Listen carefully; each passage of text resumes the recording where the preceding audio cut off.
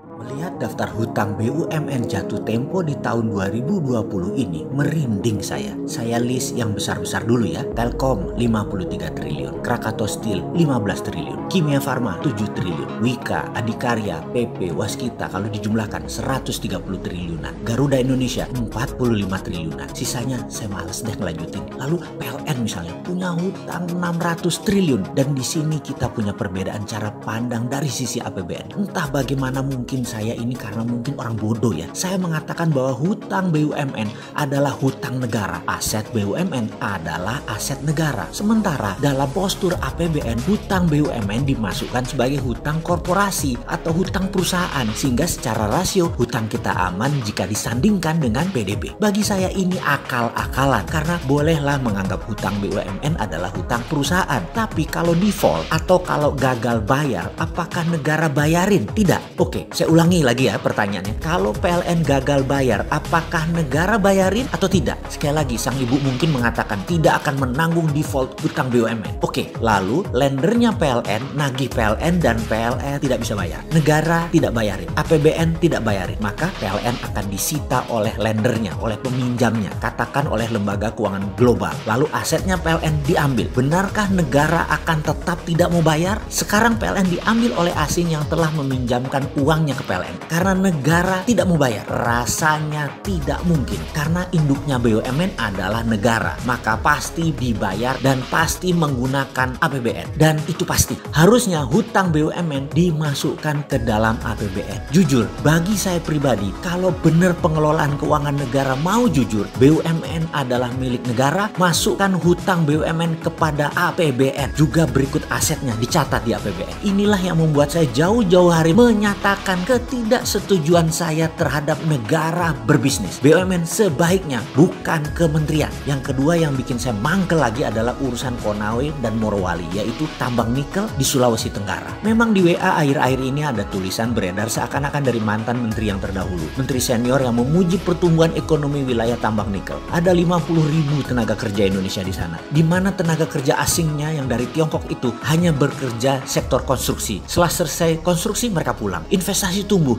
dan pendapatan daerah menjadi tumbuh luar biasa. Begitulah dia menulis. Tadinya saya mau diam aja, tapi kok sepertinya jadi kayak bener tindakan itu. Ya terpaksa kita buka-bukaan lagi. Pertama saya minta izin dulu ya. Urusan tambang jangan ragukan pengetahuan saya walaupun hanya sedikit. Namun dua perusahaan tambang saya yaitu CaOH 2 kali atau kalsium hydroxide dengan kapasitas 100 ton per hari adalah sebuah pengalaman panjang sejak tahun 1996. Kemudian pabrik litium kecil, belum skala komersial, namun cukup buat memahami apa itu dunia pertambangan, smelter, hingga proses pemurnian sampai finish produk. Pertanyaan pertama, apakah smelter nikel Konawe itu sampai pada tingkat finish produk atau hanya merupakan aktivitas untuk pembersihan impurity saja? Maksudnya bagaimana? Menurut saya smelter modelnya di NPI atau nickel pig iron itu akal-akalan Tiongkok. Itu mesin banci, bener, mesin banci, hanya membuang silikat dan unsur-unsur pengotor lainnya yang tidak memiliki nilai ekonomis. Namun nikel, fero, lithium, kobalt, dan mineral rare earth lainnya dalam fraksi yang sangat kecil tetap tidak terbuang. Ini terangkut, jadi masih terkandung di dalam logam raw nikel ini. Saya katakan raw atau mentah karena by all standar kadar nikel di dalam NPI ini sangat rendah jika kita menggunakan benchmark produk ferronikel sebagai standarnya. Sementara yang dibayar dari produk NPI nickel pig iron ini hanya percentage kandungan unsur nikelnya saja yang notabene kecil kandungannya. Sementara besi atau ferro yang menyertainya tidak dihargai walaupun persentase kandungannya sangat besar. Tentu saja mineral-mineral ikutan lainnya pasti tidak akan dihitung, termasuk juga mineral rare earth dijual dengan gratis. Dan inilah asli yang terjadi saat ini. Indonesia kehilangan sovereign asetnya kalau itu dilakukan. Oke, begini melihatnya lagi. Dan ini boleh tanya kepada seluruh ahli pertambangan mineral. Dalam setiap pemeriksaan dan analisis terkait isi atau konten mineral pada setiap laboratorium uji, katakanlah itu Sukovindo atau lembaga asing yang punya standar perhitungan atas isi kandungan material tadi, selalu dihitung berdasarkan ppm atau part per million atau persen berat, di mana yang dihitung hanya mineral yang memiliki ukuran tertentu dalam range yang terbaca oleh alat atau metode pengukuran. Sedang ukuran mineral yang berada di luar range serta tidak terbaca oleh alat atau metode analisis ini dianggap nol, artinya tidak komersial material atau artinya tidak menguntungkan. Biasanya pakai metode yang disebut assaying dengan pendekatan reaksi kimia atau menggunakan alat-alat tertentu lainnya melalui pendekatan fisika dengan dasar ukuran material. Pertanyaan sekarang, berani nggak menghitung konten material pakai EDAC sistem yang menggunakan spektrum warna? Di seluruh dunia, ketahuilah wahai pejabat yang terhormat, metode perhitungan isi kandungan mineral selalu menguntungkan pembeli. Karena itu mereka tidak pernah mau pakai sistem lain, maunya hanya menggunakan ukuran material saja sebagai dasar pengujian di laboratorium. Kita pemilik sovereign asset selalu dikadalin. Karena itu kalau saya sekali lagi dapat mandat nih, tak stop semua eksplorasi mineral ini. Tapi sebentar, jangan takut, nggak mungkin Sontoloyo ini dapat mandat. Orang minat belas, ambil tuh jabatan. Nggak pantas orang kayak saya ini. Jadi dalam hal ini, jangan bandingkan dengan 50.000 tenaga kerja Indonesia yang bekerja di sana. Lalu ada investasi 20 triliun sebagai sebuah kebanggaan. Pak, yang namanya investor duit 20 triliun itu ya harus balik. Kalau perlu beli pejabat, kalau perlu pejabatnya diajak masuk bisnis. Namun sebuah kepastian lain adalah aset kita, mineral kita, sovereign aset kita hilang karena silau dengan uang cepat itu pejabat. Kalau dari pendekatan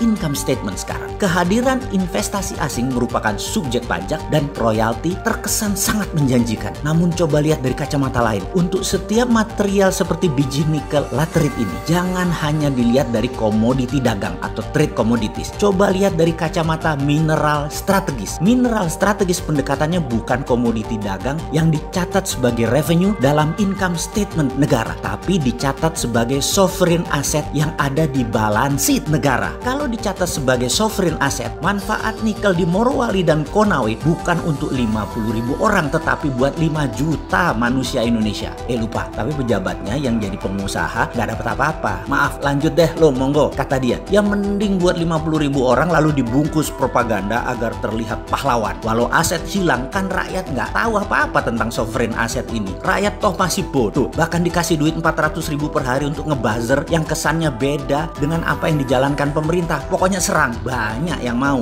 Sahabat, semoga informasi ini bisa dipahami. Sedikit kontribusi pemahaman pandangan dari sisi lain, sedikit kritis, tapi ada solusinya. Sungguh, sovereign asset itu adalah cikal bakal sovereign wealth fund yang harusnya negara mainkan di tengah pandemi ini, bukan malah menyetujui undang-undang minerba yang baru yang kemudian membuat sovereign asset kita hilang selamanya.